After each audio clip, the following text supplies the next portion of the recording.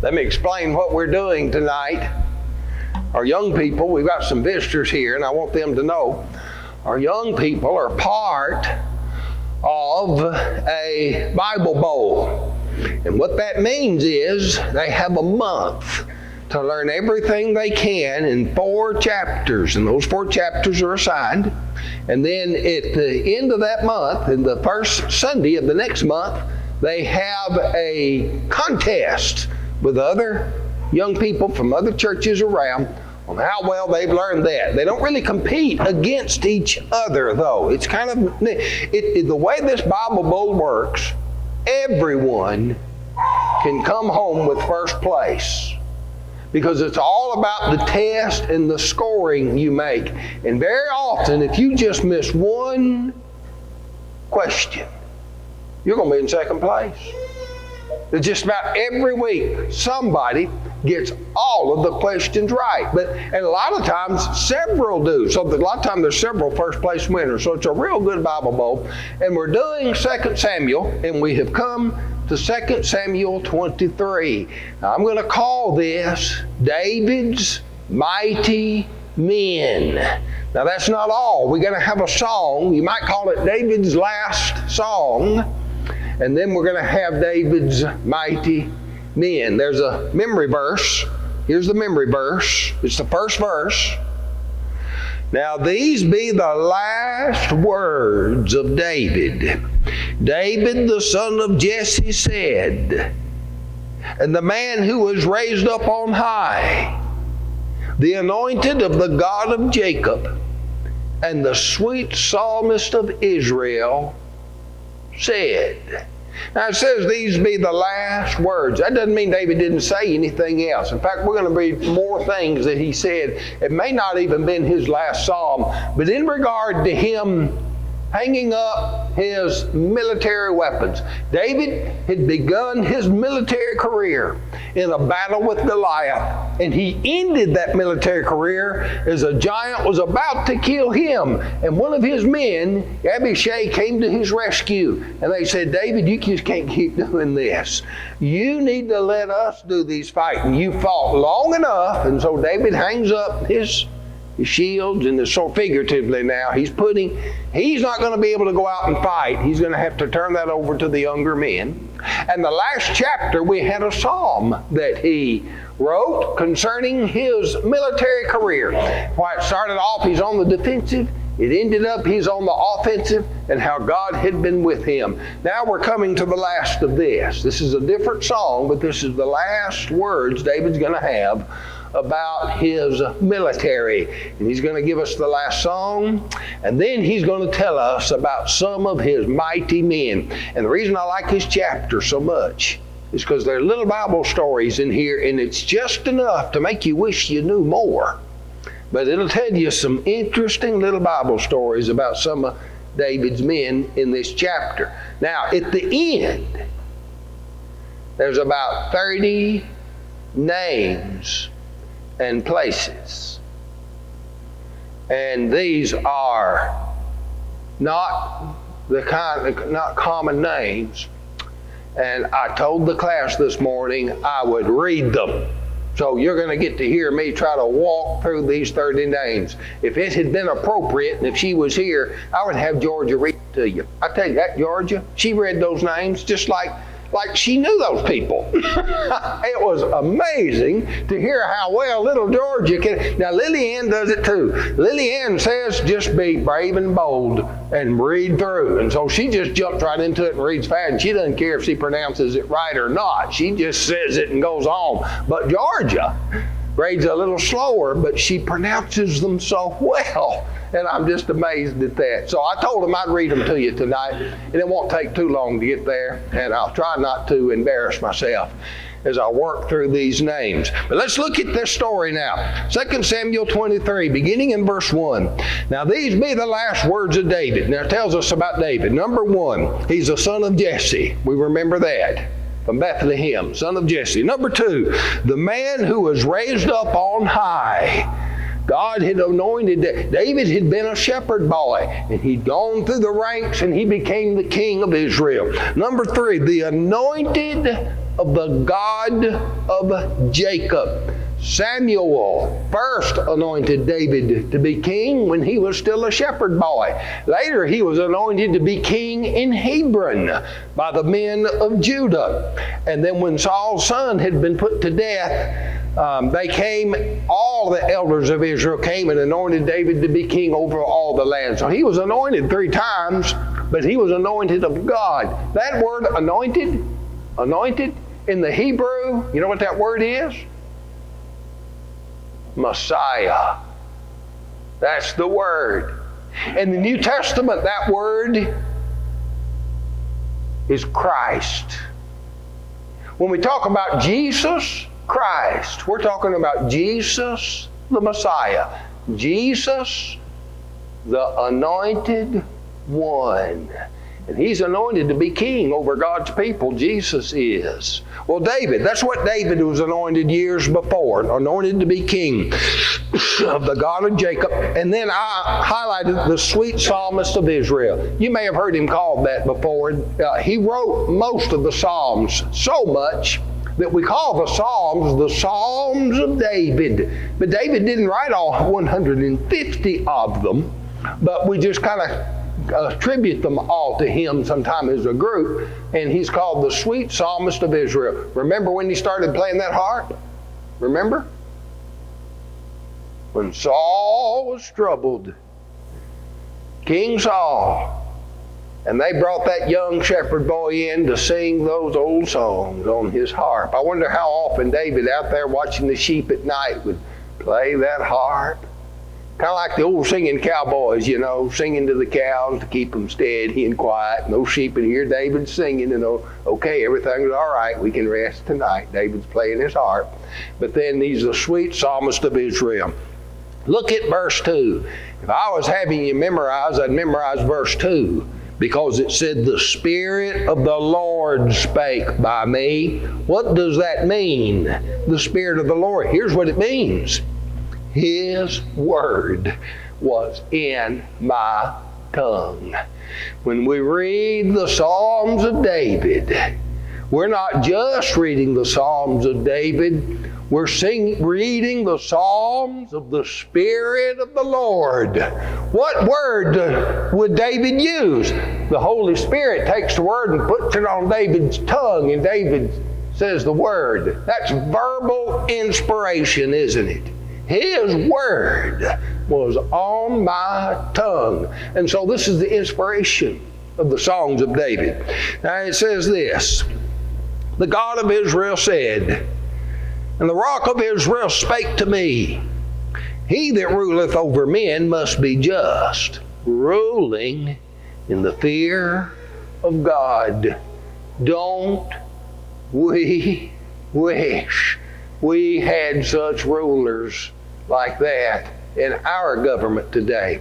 David was not always just. He was always fearing God. David made mistakes, and men do. But David was somewhat, and David realizes in this, you're going to say, I didn't quite measure up, but this is the kind of man that ought to be the ruler of God's people. He shall be, and look how beautiful this is. You ever seen the sun come up in the morning and shine its light over the grass that had been wet with the rain through the night, and then the sun comes up, not a cloud in the sky?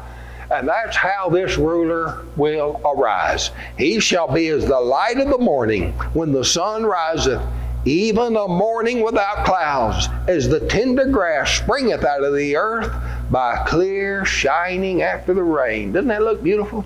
And it reminds me of Jesus, the Son, S-U-N, Son of Righteousness, that will rise with healings in His, well, Malachi says the word beams. That's how it's translated, wings, but it's probably the word beams that Malachi was referring to, the sun shining, the healing sun shining in His beams. Okay, although my house be not so with God, yet He hath made with me an everlasting covenant, ordered in all things and sure. For this is my salvation and all my desire, although He maketh it not to grow. But the sons of Belial, remember that, sons of Belial, it's a Hebrew word pronounced Belial. It looks like a name. It means worthless fellows. That's what, some people are just worthless. And that's what David's talking about here. The sons of those worthless ones shall be all of them as thorns thrust away, because they cannot be taken with hands. Have you ever tried to clear thorns or clear out a briar? You can't do it with your hands. They'll cut you to pieces. You get tools to do that with, don't you? And because they can't be taken with hands, what are they going to take them with?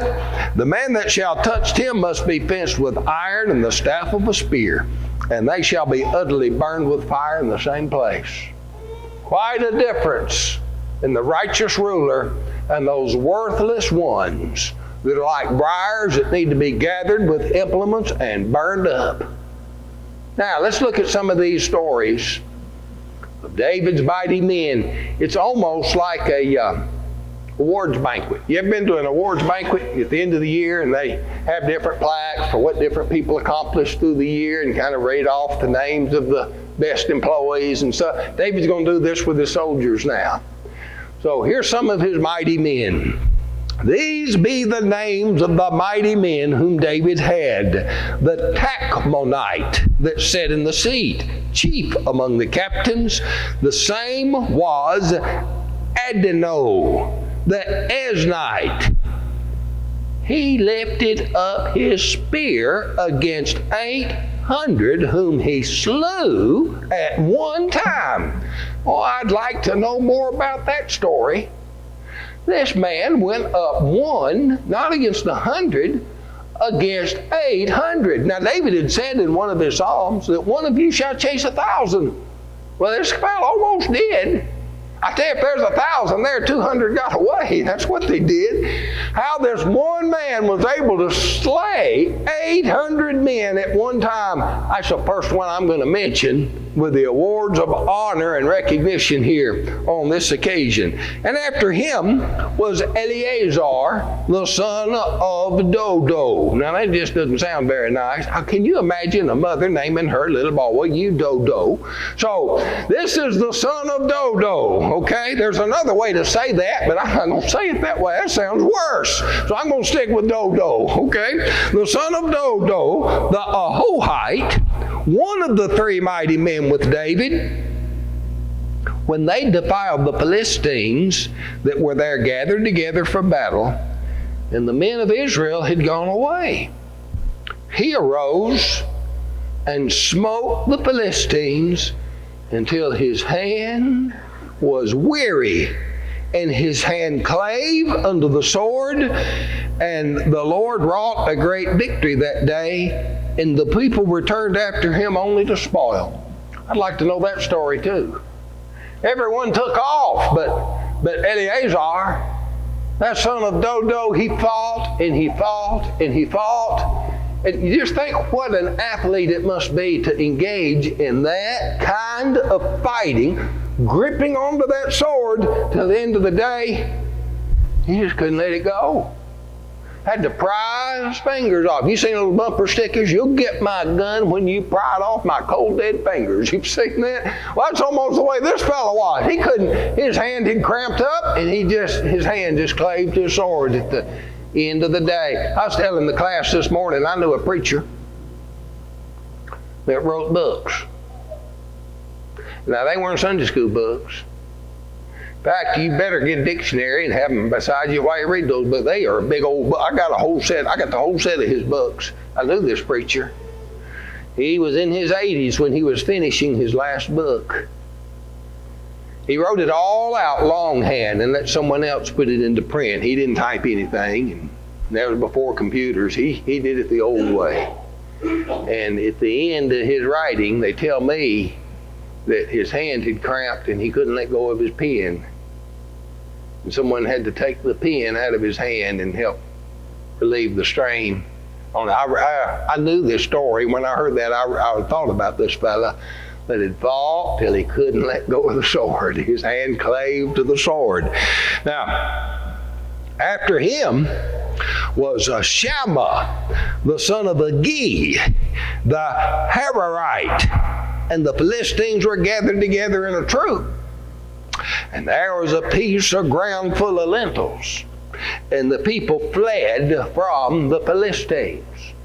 Now, you know what lentils are? If you don't, man, you have missed it. You need to get someone to stew you up some lentils, and you might get some cornbread with them, and it's kind of like beans. It's a vegetable like that, but they're little small. When they're boiled up, they're so tender, and they are delicious. In fact, when Jacob sawed pottage and Esau sold his birthright, it was for a bowl of lentils, and that's how good they were. Now, you don't want to sell your birthright for them, but now this fella had these lentils, and he's not going to let the Philistines get his lentils.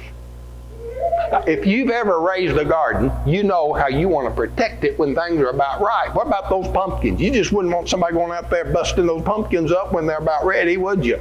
Well, you'd guard that thing. And so he said, these Philistines aren't getting my lentils. And it says, he stood in the midst of the ground and defended it and slew the Philistines, and the Lord brought a great victory.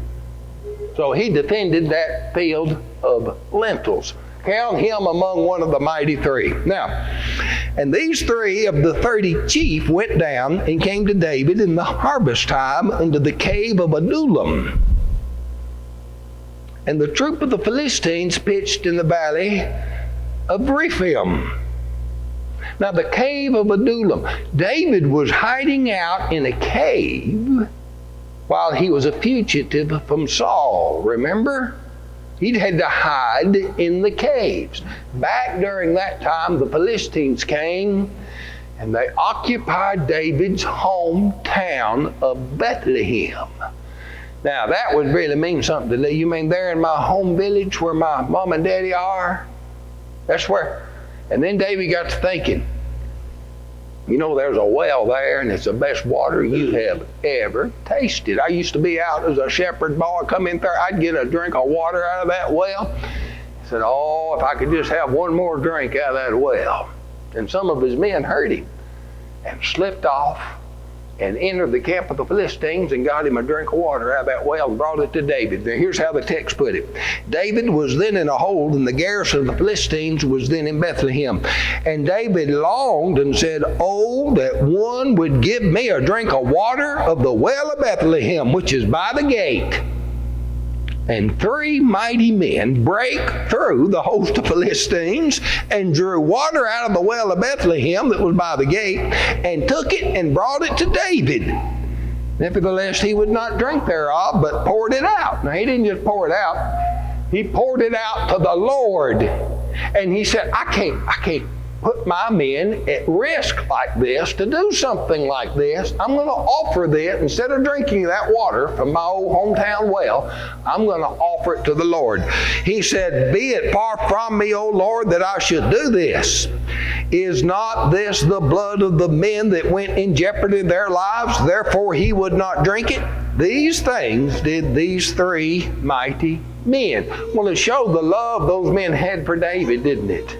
That they would risk their lives. Can't you just see those men? They heard David. Did you hear what David said? I tell you, let's go down that well and get him a drink and bring it back, you know. And so they did that for David. And that's how loyal they were to him. But he didn't drink at that time. Now, here are the 3. One of them is Abishai. Remember Abishai? The brother of Joab, the son of Zeruiah, was chief among the 3. And he lifted up his spear against 300 and slew them and had a name among them. Was he not most honorable of the 3?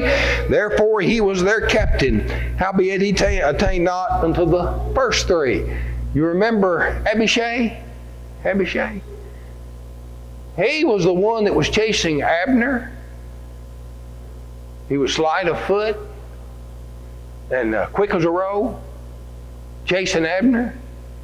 Abner turned and told him, said, get back, I don't want to have to kill you. And Abishai wouldn't turn back, and Abner killed him. And then Joab later killed Abner. This is that Abishai. Okay, here's another. Here's the one I was telling you about with a lion. Okay, listen to this story about the lion.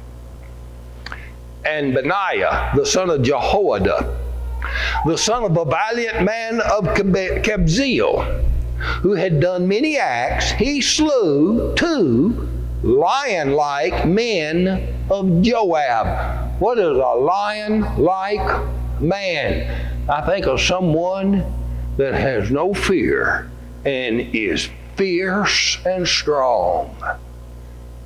Well, he killed those two men that were like that. And then he killed a real lion. It was in the wintertime. And this lion had fallen in the pit and it was snowing. And he jumped down the pit and killed that lion. It said, he went down also and slew a lion in the midst of a pit in the time of snow. And not only that, he slew an Egyptian. And this wasn't just any Egyptian. This was a goodly man. That means he was a real fine specimen of a man. There's a parallel to this in 1 Chronicles chapter 11. And it tells you he was a man of great stature. Now, this won't be on that Bible Bowl test, but he was 5 cubits. Now, cubits about 1.5 feet. That means that man was about 7.5 foot tall. This Egyptian. So here's what happened. He slew an Egyptian, a goodly man. And the Egyptian had a spear in his hand, but he went down to him with a staff. Well, that doesn't look like that's very fair, does it? This little fellow with a staff, and there's this big fellow with a spear. But he knocked that spear out of his hand and took that spear and slew that Egyptian with his own spear. It said he went down to him with the staff and plucked the spear out of the Egyptian's hand and slew him with his own spear. These things did Benaiah the son of Jehoiada, and he had a name among the 3 mighty men. He was more honorable than the 30, but he attained not unto the first 3, and David set him over his guard. David said, buddy, I want you to be my bodyguard. That's what he did. You be over my personal bodyguard here. And he was one of those that received special recognition. And then Asahel. Wait a minute, I think I messed up. Asahel. Asahel was the one that went after Abner. Asahel. Have I got this mixed up? Asahel, the brother of Joab. Yeah, that's who it was. Asahel. The one that Abner slew. Asahel, the brother of Joab, was one of the 30. Okay, here we go. I'm into these names. Are you ready?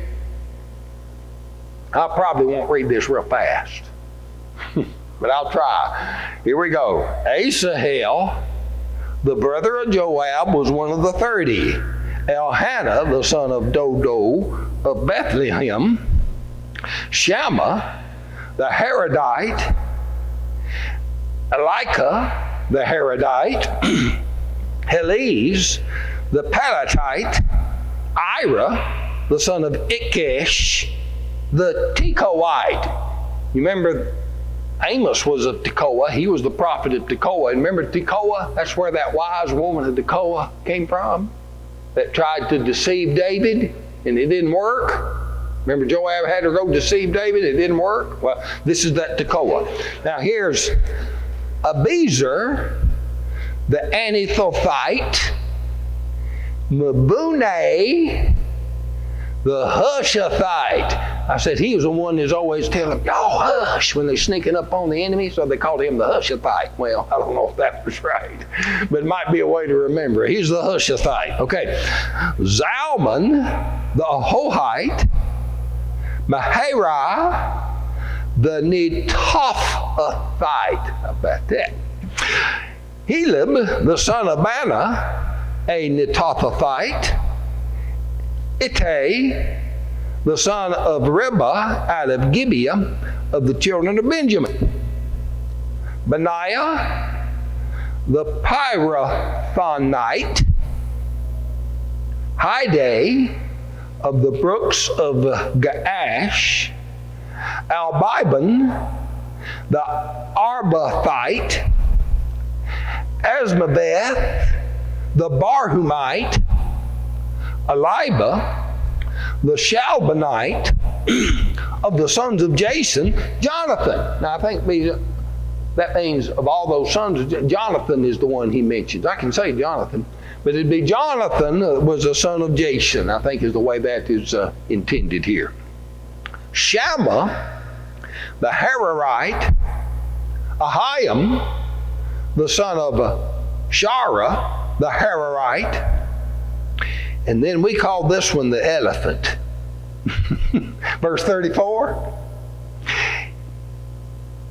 Eliphalet, that's sort of close to elephant, isn't it? Eliphalet, the son of Ahashbi, the son of the Mahachathite, Eliam, the son of Ahithophel, the Gileonite. Do you remember Ahithophel? Remember Ahithophel? Georgia did this morning. Yes, the counsel of Ahithophel. Remember that? Ahithophel's the one that was counseling Absalom. So you go after David now while he's weak, for he can get his act together. He's weary, and you just send me out there. I'll get him now. And then he got that other advice. He decided not to do that. Ahithophel. And then Ahithophel went home and killed himself. You remember Ahithophel? The grandfather of Bathsheba? Isn't that interesting? And then yet his son was counted among the mighty men of David. Oh, there were some real family divisions in those days of David, weren't there? Okay, we've got Hezrai, the Carmelite, Paarai, the Arbite, Agal, the son of Nathan of Zobah, Benai, the Gadite, Zelek, the Ammonite, Nahari, the Beerothite, the armor bearer to Joab, the son of Zeruiah. Do you remember what Joab's armor bearers did? When Absalom got his head caught in a tree, and Joab went out there and threw 3 darts into Absalom's heart. But he was still alive. And so Joab told those who bore his armor, go on and slay him. And those 10 men are the ones that slew Absalom. And to read this, it sounds like maybe Nahari was among those armor bearers, doesn't it? And then Ira, the Ithrite, Gareb, an Ithrite, and then look at this, the last one, Uriah, the Hittite, the good soldier. David, while they were out in battle, David had seen his wife, Bathsheba. She was bathing, and he took her, and she had David's child. And David tried to cover it up. Send for Uriah, her husband. He got a report from Uriah, said, okay, that sounds good, go home to your wife. Uriah didn't do it. He slept with the servants. David said, why didn't you go home with your wife? He said, no, my fellow men, my fellow soldiers, they're in the tents on the battlefield. And should I go home to my wife? No, I'll not go home till they go home. And David tried to get him drunk. Thought if he got him drunk, maybe he'd go home. He wouldn't think what he was doing. But even after he'd got some alcohol in him, Uriah still was noble and would not go home. And so David sent him back with a message to Joab, remember? And when you open the message up and Joab reads it, he said, you set Uriah out in the heat of the battle where he'll get killed.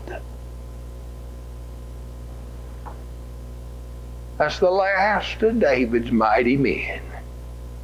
A comment made this morning, maybe David had a bad conscience. Thought he should have. But David honors Uriah in his last words as one of his 37 mighty men. 37 in all. Well, that's the end of the chapter.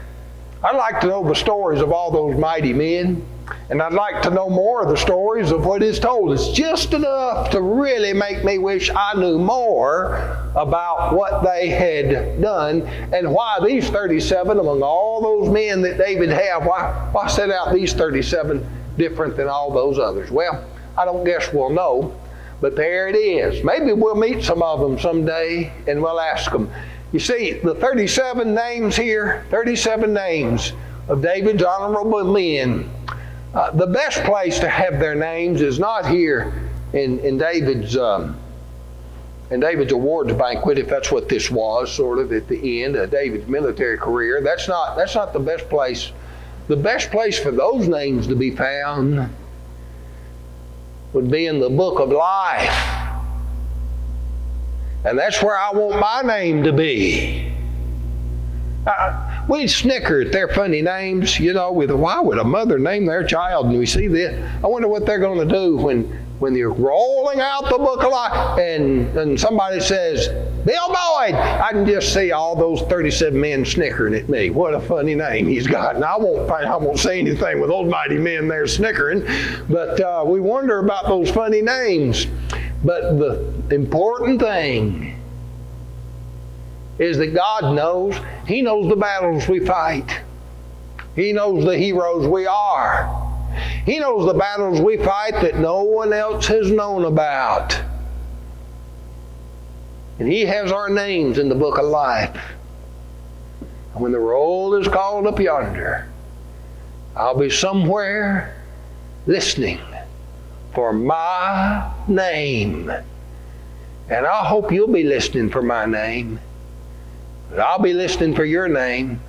I expect to be up there and hear some of those names, and I'll say, yeah, I know them. I knew them. I went to church with them. I know what he did. I know what she did. And hear those names and know their stories. And then a host of names I won't know, and we'll have all eternity to share those stories. That's where we want our names written. So as we bring the lesson to a close, we need to ask ourselves, is our name written in the book of life? And you're not going to merit it there. If it's there by the grace of God. And He bestows that grace upon you. If you will hear and believe and obey the gospel of Jesus Christ. And by obey, that means you turn from your sins and confess His name before men. And you're baptized into Christ. And then you live and walk in newness of life and fight those spiritual battles. If you need to do that, have an opportunity to do so as we stand and sing.